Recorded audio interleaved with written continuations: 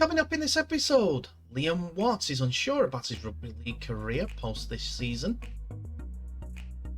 Toulouse sign Aussie veteran to fill a couple of gaps.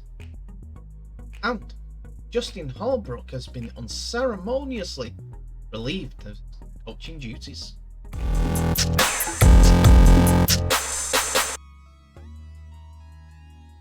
Hello ladies and gentlemen, and welcome back to the channel Help Dominance. Anthony here. Please remember to like and subscribe, and also click that notification bell if you're enjoying what you're seeing and if you want to continue seeing more.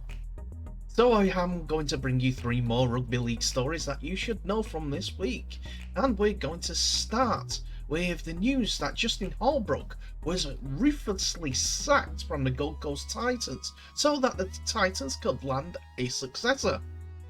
The former Super League winning coach with St. Helens was sacked a couple of days ago.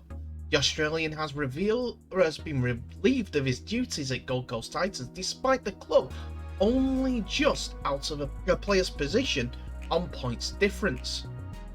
The Titans, who won their last game and are 9th in the table and just 4 points away from second place. Holbrook took charge of the Titans ahead of the 2020 season after they had received the wooden spoon the year before. In his 3 seasons at the club, he guided them to 9th, 8th and 13th in the ladder. He has since been relieved of his duties, which Holbrook has been left stunned by the developments. He told the Australian Associated Press, "I turned up for work and the CEO called me and said I was going to be finishing up today. That was it. I was shocked, especially after we'd won the last game against West Tigers. It would have been different if we'd been flogged. We'd won and came off a bye, and I was prepared for the Broncos. We're preparing for the Broncos. It is all a bit raw at the moment. It feels a bit awkward. Usually a coach is on notice, there's a board meeting, and there's a big hoo-ha.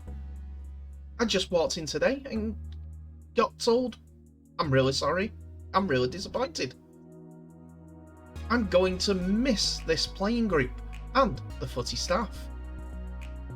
So the Gold Coast Titans relieved Justin Holbrook, but their replacement is not going to be in place until 2024. Des Hasler, the former Manly Sea Eagles and Canterbury Bulldogs head coach, will take charge from that date. In a statement though, the Titans said, "Holbrook has made a strong contribution since joining the club in 2020. However, as a club, we work towards the 2030 strategy of bringing success. The decision has been made to move in a new direction. We're grateful to Justin for his contributions to the club over the past 4 seasons. At St. Helens, before he got the Titans job, Holbrook oversaw a stunning turnaround for the club, guiding them to their first of 4 grand final wins in 2019. He also won 2 League Leaders' Shield in his first 2 years in charge, with the gap between them and second place in the competition being in the biggest in Super League history both years. But now the Titans have a plan in mind, and while 2024 is the season when Hasler takes over, they have appointed Jim Lenihan as their Gold Coast Titans interim boss for the remainder of 2023. He was assistant coach to Justin Holbrook during this season and joined the Titans in 2020 as a highly credentialed coach in his own right, making the move to Parkwood after mentoring Burley to the Queensland Cup victory in 2019 again. His second premiership title during his time with the Bears. In a statement, the CEO of Gold Coast Titans, Steve Mitchell, said, "Incoming Des Hasler won't start in the role officially until the pre-season for 2024, so Jim Lenihan will move up and take over as interim head coach for the remainder of the season." The Titans are continuing their preparation for Sunday's derby clash against the Broncos at Suncorp Stadium. but will now have to do so without Justin Holbrook in their coach role. They'd already made the decision for Hasler to come in place of Holbrook, and I'm not pleased with his results so far, and relieved him of his duties. I think it's a bit premature. There has been some good positives from Titans this year, including 3 of their players making the State of Origin winning squad under Billy Slater. Gonna have to see how they go. I'm not sure this is the right move. I think they could drop down a little bit further. Now we drop down a division as Toulouse Olympique in the Championship have signed former NRL fullback Zack Santos on a deal for the remainder of the season. Toulouse boss Sylvain Hules has bolstered his options following the long-term injuries to the likes of Ollie Ashall-Bott and Ruben Rennie, as well as the return of Newey international Latrell Shumkel to Australia. Santos, who came through the ranks at the NRL side North Queensland Cowboys, made his first grade debut for that club back in 2014. The Australian fullback went on to spend 2 years with the Canberra Raiders, making 2 NRL appearances before then spending a year with the New Zealand Warriors. Santos made the move over to France in 2019, where he joined up with Lamau in the French Elite One Championship. The 30-year-old has already linked up with Toulouse and will spend the rest of the championship season with them. Santos, who represented Queensland at a young age group discipline, had a disruptive first season in France because of the coronavirus pandemic, but was named Elite One Player of the Year for the following season by the French newspaper L'Indépendant. On joining Toulouse, Santos said, "I'm excited to join the squad. I'm good friends with Ruben, and I know Dom Peyrou pretty well. And playing with the Toulouse boys at Lamau, they all have nothing but good things to say about the team, so I'm excited for that. Also, I'm grateful for the opportunity to help promote the game of rugby league in France, because there is so much talent over here, and France has the best supporters, and to win would be a nice sentiment." Toulouse currently sit 3rd in the championship table behind the runaway leaders Featherstone, who Toulouse beat recently, and Batley Bulldogs, last year's £1 million game finalists. Toulouse have won 10 of their 15 games this season. Featherstone are 8 points above Toulouse in this table at this point, who Toulouse are hoping to gain traction on sooner rather than later. Will this be enough to fill the gap, give a bit more experience to the club? Probably, maybe, is the answer. Not sure it'll be doing too much, but I always have a watchful eye over in France for the likes of Toulouse and see how they're doing for the expansion's sake. And finally, we get a glimpse into what's it's like for a player who's coming off contract at the end of a rugby league season, as Liam Waters of Castleford Tigers has been very, very open about admitting to having sleepless nights with his future hanging in the balance. The Castleford Tigers prop is currently off contract at the end of the season, and he's yet to secure his future next year, with a few months left to run on his contract. The 32-year-old forward is in his 6th year with the jungle outfit, making 114 appearances in the process. But his future at the club is currently unclear, with Watt admitting he's uncertain about what the future holds. He is very keen to stay on with the Tigers, his hometown club, at which he has found a home following spells at Hull FC. Speaking openly about his future, he stated that while he is keen to continue playing, he's not sure where it will be. "I definitely want to play on," he said. "My first and foremost is to try and sort out a deal here at Castleford. my hometown club, and I've been here for the last 6 years now, and I just need to do myself a bit of justice and obviously repay that faith in what the club has put in me. Whether they want to do that, I don't know. We'll probably see what comes. I just want to play. I've been thinking about it day and night, having sleepless nights about what I'm going to do and where I'm going to be. I put that to the back of my mind now and want to enjoy playing. I've got a few good games now to put my best foot forward, and that's all I can do.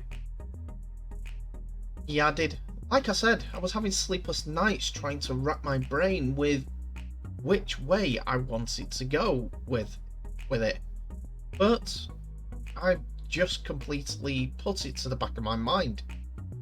There's going to be opportunities regardless of where I'm going to be, so I just want to play well.